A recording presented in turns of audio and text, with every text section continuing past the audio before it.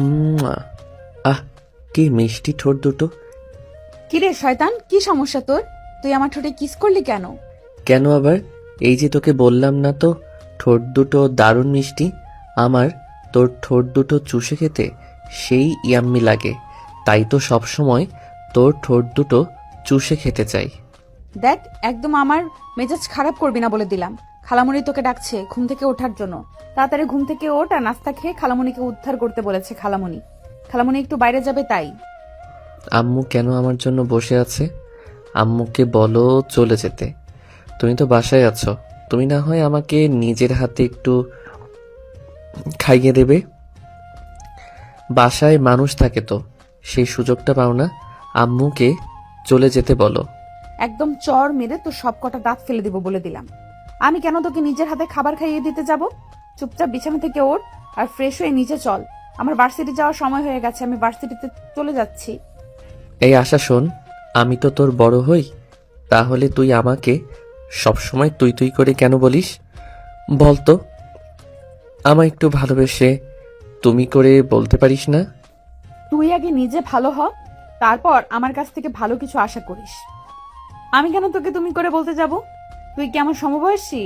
তুই আমার থেকে মাত্র 3 দিনের বড়, আর তার জন্য আমি তোকে তুমি করে বলতে যাব? কখনোই না।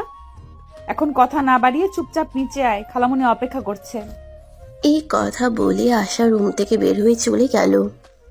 অপরদিকে রাজ বিছানা ছেড়ে উঠল আর ওয়াশরুমে চলে গেল ফ্রেশ হওয়ার জন্য। আয়শা রেডি হয়ে তারপর নিচে গেল নাস্তা খাওয়ার জন্য। নাস্তার টেবিলে বসতেই তার আম্মু তাকে বলতে লাগলো, এই ছেলে, কি সমস্যা তোমার?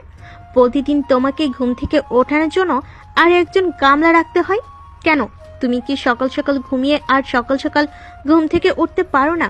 না, রাতের বেলা আমার আবার মোবাইল টিপাটিপি না করলে একটু ভালো লাগে না, আর ঘুম তো একদমই আসে না। তাহলে আমি তাড়াতাড়ি ঘুমাবো কি করে? তাছাড়া আশা তো আমাদের বাড়িতে বসে বসেই খাচ্ছে, তাহলে সকালবেলা আমাকে ঘুম থেকে ডেকে তোলার চাকরিটা করলে তো খারাপ হয় না? আমাকে কি তুই নিজের চাকর পেয়েছিস নাকি, যে আমি প্রতিদিন সকালবেলা তোকে ঘুম থেকে ডেকে তুলবো?